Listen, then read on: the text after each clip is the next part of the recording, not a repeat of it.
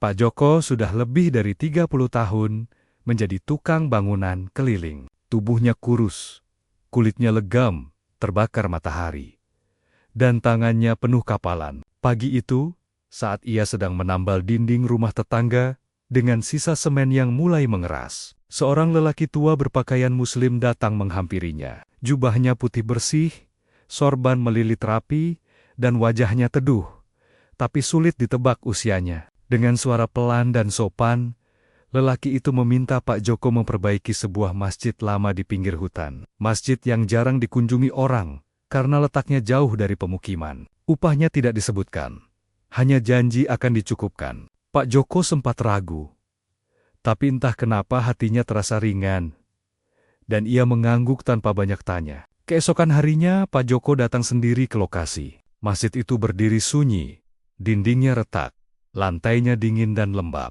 atapnya bocor di beberapa titik. Aneh ya, meski berada dekat hutan lebat, suasananya tidak menyeramkan. Justru terasa sangat tenang seperti ada yang menjaga. Saat Pak Joko mulai bekerja, ia merasa seperti diperhatikan. Bukan dengan niat buruk, melainkan seperti seorang tuan rumah yang diam-diam mengawasi tamunya. Setiap kali azan zuhur tiba, suara azan terdengar merdu, meski tak ada muazin terlihat. Pak Joko mengira itu hanya gema perasaannya sendiri. Hari demi hari, Pak Joko memperbaiki masjid itu. Aneh, tubuhnya yang biasanya cepat lelah, justru terasa kuat. Semen yang seharusnya cepat mengering, terasa mudah dibentuk.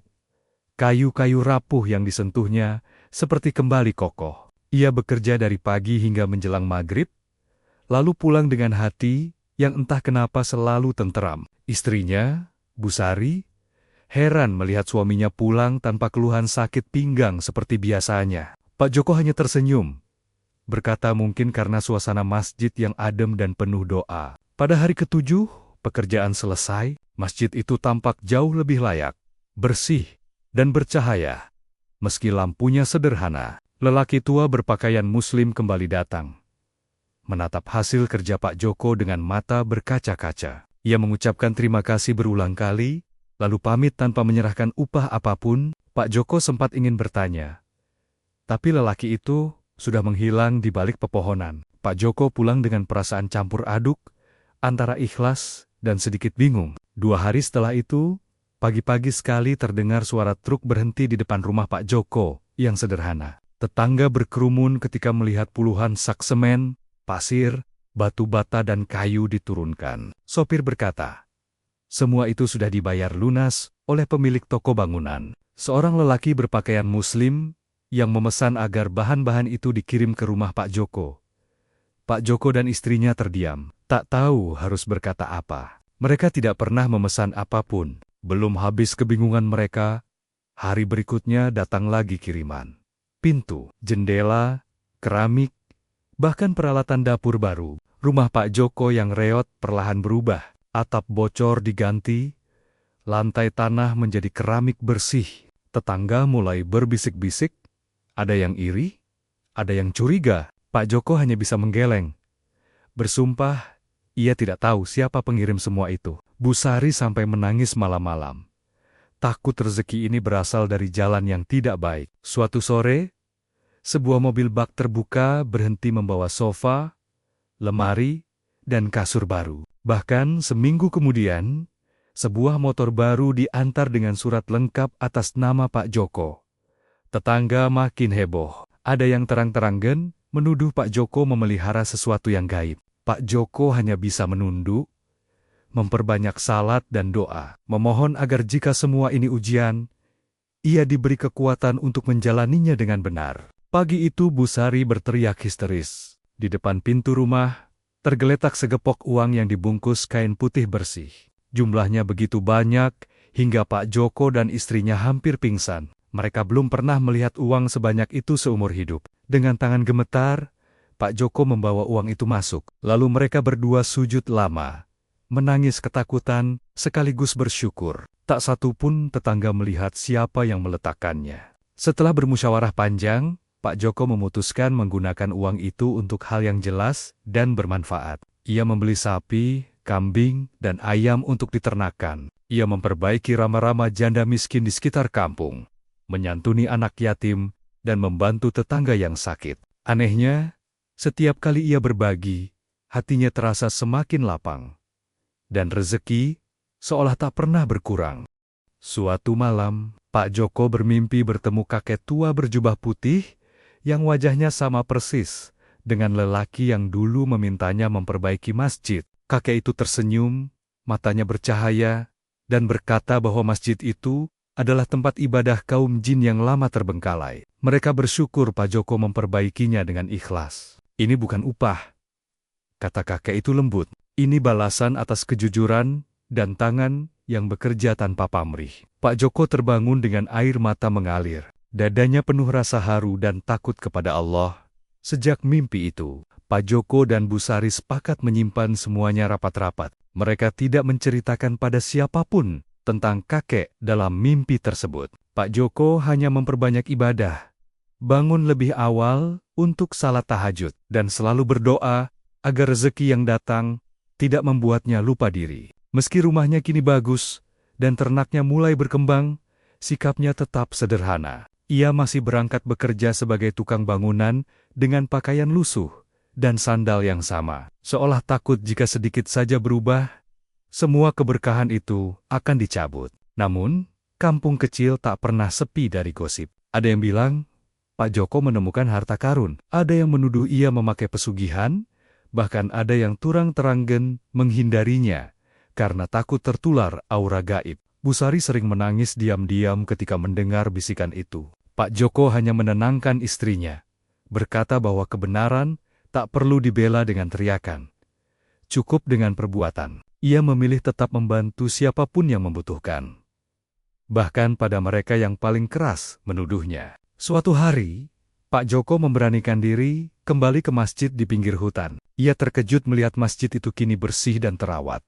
Bahkan terdengar suara zikir lirih, meski tak tampak seorang pun. Anehnya, beberapa warga desa lain mulai datang ke sana, tanpa tahu alasannya, seolah hati mereka dituntun. Masjid yang dulu sepi perlahan, menjadi tempat orang-orang menenangkan diri. Pak Joko hanya duduk di pojok, merasa kecil, menyadari bahwa perannya hanyalah perantara. Rezeki besar kadang memancing manusia lain datang dengan niat tak baik. Seorang kerabat jauh Pak Joko tiba-tiba muncul, meminta modal usaha dengan nada memaksa. Ia menggang ketenkit.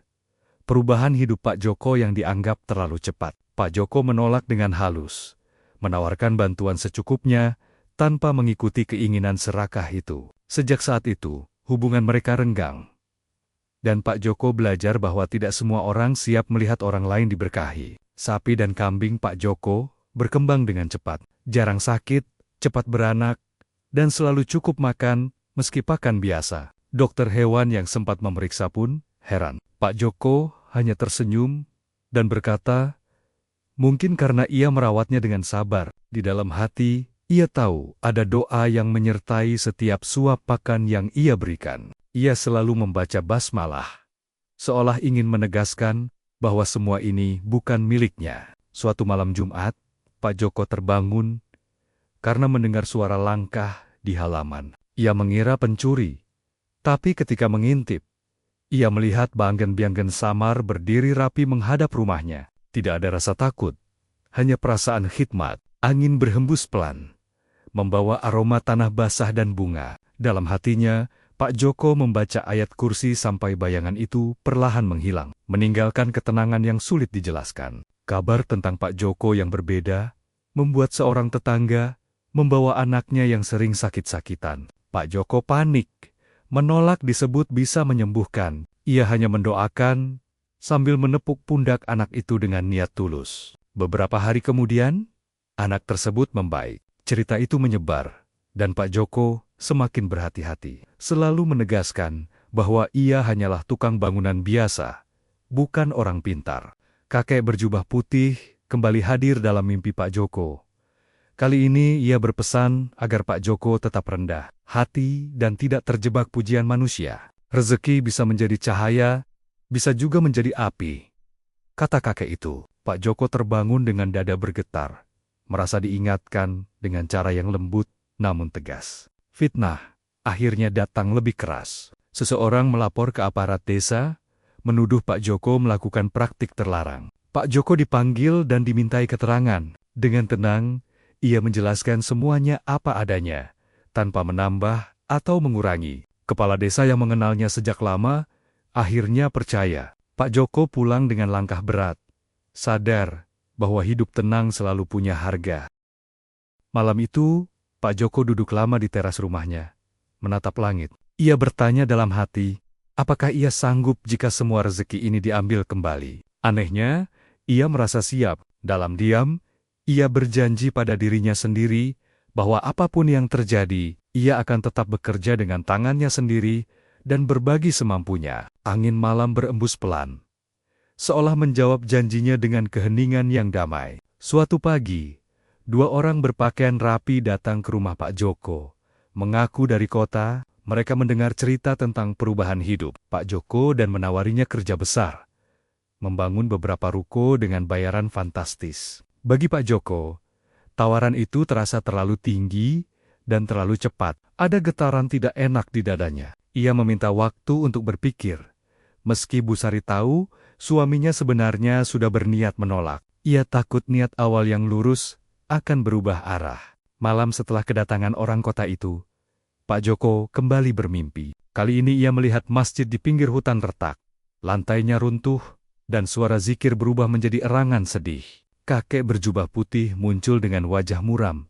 Tidak berkata apa-apa, hanya menatap Pak Joko lama. Saat terbangun, keringat membasahi tubuhnya. Tanpa ragu, keesokan harinya Pak Joko menolak tawaran tersebut dengan sopan, meski berarti melepas kesempatan kaya besar. Setelah penolakan itu, rezeki Pak Joko terasa melambat. Tidak ada kiriman aneh lagi, ternaknya sempat sakit ringan, dan pekerjaannya kembali seperti dulu, cukup untuk makan, tidak lebih.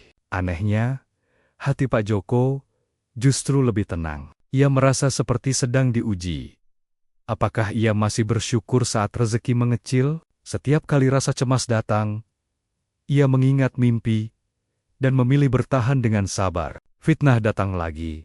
Kali ini lebih menyakitkan. Ada yang menyebar kabar bahwa Pak Joko diputus kontrak oleh makhluk gaib karena melanggar perjanjian. Beberapa orang mulai takut mendekat.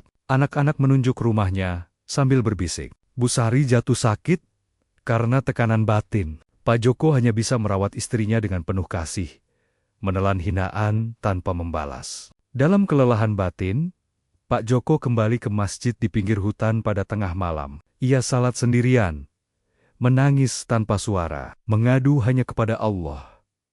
Saat sujud terakhir, ia merasakan lantai masjid hangat, seolah ada banyak makhluk lain ikut bersujud bersamanya. Tidak ada rasa takut, hanya kesadaran bahwa ia tidak sendiri dalam doa. Saat Pak Joko duduk bersandar setelah salat, terdengar suara lirih mengucap salam dari segala arah. Ia tidak melihat siapapun, tapi merasakan kehadiran banyak makhluk yang menghormatinya, bukan sebagai orang kaya, melainkan sebagai manusia yang menjaga amanah. Suara itu berpesan agar Pak Joko tidak goyah, karena keberkahan sejati bukan pada banyaknya harta, melainkan pada arah hati. Pagi setelah kejadian itu, Bu Sari mendadak membaik. Demamnya turun tanpa obat berat. Ia bisa bangun dan tersenyum lagi. Pak Joko menyadari, meski rezeki materi berkurang, penjagaan Allah justru terasa semakin dekat. Ia semakin yakin jalan yang dipilihnya benar. Meski sepi, pelan-pelan, warga kampung melihat perubahan sikap Pak Joko yang tetap rendah hati, meski tidak lagi berlimpah. Ia tetap membantu kerja bakti, tetap menyumbang semampunya, dan tidak pernah membicarakan masa lalunya. Fitnah mulai mereda. Orang-orang yang dulu menjauh, kini kembali menyapa. Sebagian bahkan meminta maaf. Dalam mimpi terakhirnya, kakek berjubah putih datang dengan senyum damai. Ia berkata bahwa tugas Pak Joko hampir selesai. Engkau telah lulus dari ujian yang lebih berat dari kemiskinan, katanya pelan. Pak Joko terbangun dengan dada lapang dan firasat bahwa hidupnya akan segera memasuki fase baru yang lebih sunyi, namun stabil. Hari-hari Pak Joko kembali sederhana. Tidak ada lagi kejadian aneh. Tidak ada kiriman misterius. Rumahnya tetap bagus, ternaknya cukup, Hidupnya tenang. Ia kembali sepenuhnya menjadi tukang bangunan tua yang jujur. Namun kini, setiap kali ia memegang semen dan batu, ia tahu satu hal pasti. Keikhlasan pernah mempertemukannya dengan dunia yang tidak semua orang bisa melihat, dan itu cukup untuk dikenang seumur hidup. Usia Pak Joko semakin terasa. Lututnya sering nyeri, napasnya pendek jika terlalu lama bekerja. Namun ia tetap memaksakan diri menerima pekerjaan kecil menambal dinding, memperbaiki selokan bukan karena uang, tapi karena ia takut jika terlalu banyak diam, pikirannya kembali dipenuhi masa lalu. Setiap tetes keringat yang jatuh, kini terasa seperti ibadah, dan ia menerimanya dengan senyum tipis yang lebih sering muncul di wajahnya. Anak-anak kampung mulai sering bermain di halaman rumah Pak Joko.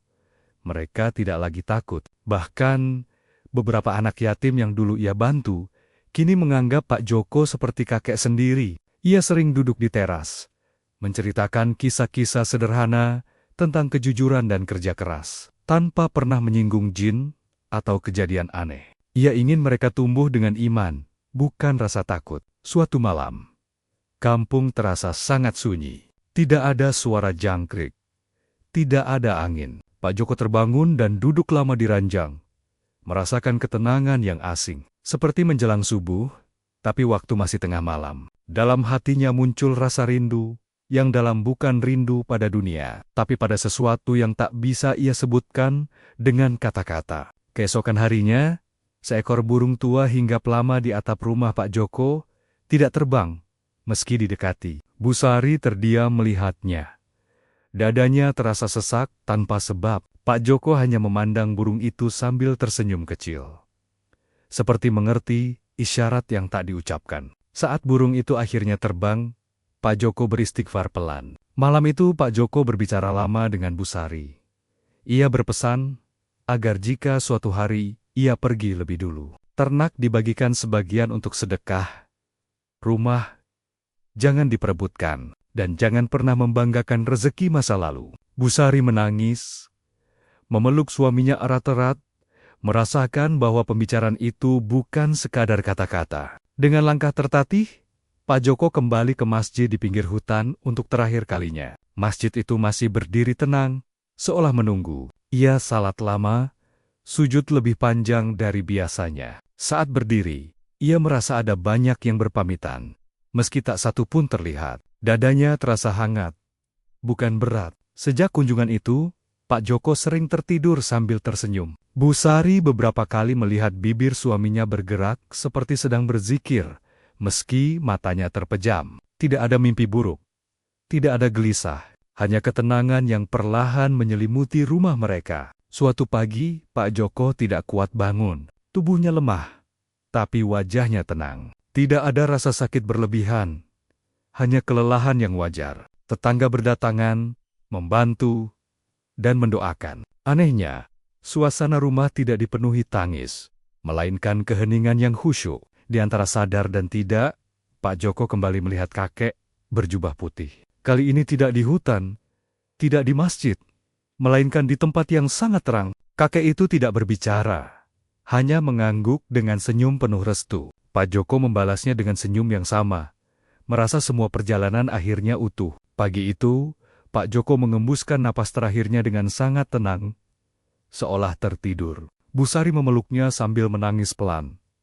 Tapi hatinya tidak hancur. Di luar rumah, angin berhembus lembut, dan beberapa tetangga bersaksi mencium aroma wangi seperti bunga, meski tidak ada satupun bunga di sekitar rumah. Tahun demi tahun berlalu sejak Pak Joko dimakamkan. Namun namanya tidak pernah benar-benar hilang dari percakapan warga kampung. Ia tidak dikenang lewat cerita sensasional, melainkan lewat kabesan-kabeson kecil yang berubah. Orang-orang menjadi lebih ringan tangan membantu tetangga, lebih rajin menjaga masjid, dan lebih hati-hati menilai rezeki orang lain.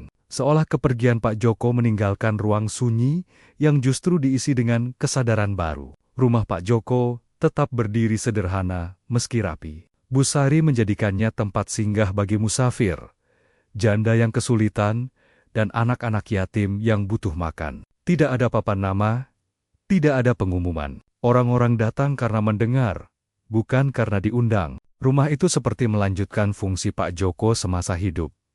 Menjadi tempat rezeki berhenti sebentar sebelum dibagikan. Beberapa pemuda kampung yang dulu sering membantu Pak Joko kini menjadi tukang bangunan mandiri. Mereka bekerja jujur, menolak kecurangan, dan selalu menyisihkan sebagian upah untuk sedekah. Saat ditanya kenapa begitu, mereka hanya menjawab singkat. Dulu ada orang tua yang mengajarkan kami tanpa banyak bicara. Nama Pak Joko tak selalu disebut, tapi jejaknya hidup di tenjen-tenjen mereka. Masjid di pinggir hutan semakin kokoh dan bersih. Tidak ada lagi cerita aneh. Tidak ada cahaya misterius. Namun siapapun yang datang selalu merasakan ketenangan yang sulit dijelaskan. Banyak yang bersaksi doa mereka terasa lebih khusyuk di sana. Seolah tempat itu memang diciptakan untuk sujud yang jujur. Bukan rasa ingin tahu yang berlebihan. Anak-anak yatim yang dulu menerima bantuan Pak Joko kini tumbuh dewasa. Beberapa di antaranya menjadi guru, pedagang kecil, dan petani yang tekun. Setiap kali ada rezeki lebih, mereka teringat wajah seorang kakek kurus yang dulu menepuk kepala mereka, sambil berpesan agar tidak takut hidup sederhana. Pesan itu menjadi bekal yang lebih kuat daripada uang. Kisah tentang Masjid Jin perlahan disederhanakan oleh waktu. Tidak lagi dibumbui ketakutan atau keajaiban berlebihan. Orang-orang lebih suka menceritakan sisi Pak Joko sebagai tukang bangunan yang jujur dan ikhlas. Seolah semua sepakat bahwa inti kisah ini bukan pada jin atau rezeki melimpah, melainkan pada niat yang lurus. Suatu ketika, seorang pendatang yang bermalam di kampung bermimpi melihat seorang lelaki tua sedang membangun masjid bersama banyak sosok samar. Lelaki itu bekerja tanpa berbicara, hanya tersenyum. Saat pendatang itu bertanya siapa lelaki tersebut, seseorang menjawab dalam mimpi. Dia yang bekerja tanpa meminta balasan. Pendatang itu terbangun dengan dada hangat dan memilih menetap sementara di kampung itu untuk menenangkan diri. Usia Busari semakin senja, rambutnya memutih, langkahnya melambat, namun wajahnya selalu tenang. Ia sering duduk di teras rumah menjelang maghrib, menatap langit sambil berzikir. Dalam doanya, ia tidak pernah meminta banyak hal, hanya memohon agar apa yang ditinggalkan suaminya tetap membawa kebaikan bagi orang lain. Pada suatu subuh yang hening, Busari berpulang dengan damai. Tidak ada sakit panjang, tidak ada kepanikan. Seperti Pak Joko, kepergiannya juga meninggalkan keheningan yang lembut. Warga kampung mengurusnya dengan penuh hormat, merasa telah kehilangan penjaga nilai yang tak pernah memaksa siapapun untuk berubah. Kini, kisah Pak Joko tidak lagi sekadar cerita, melainkan doa yang hidup dalam perbuatan. Masjid tetap berdiri, rumah tetap terbuka, dan manusia terus belajar tentang keikhlasan. Di antara dunia manusia dan dunia yang tak terlihat, kisah ini berakhir dengan satu pesan sederhana. Siapapun yang bekerja dengan hati bersih, akan selalu dikenang meski tanpa nama, tanpa pujian, dan tanpa janji balasan.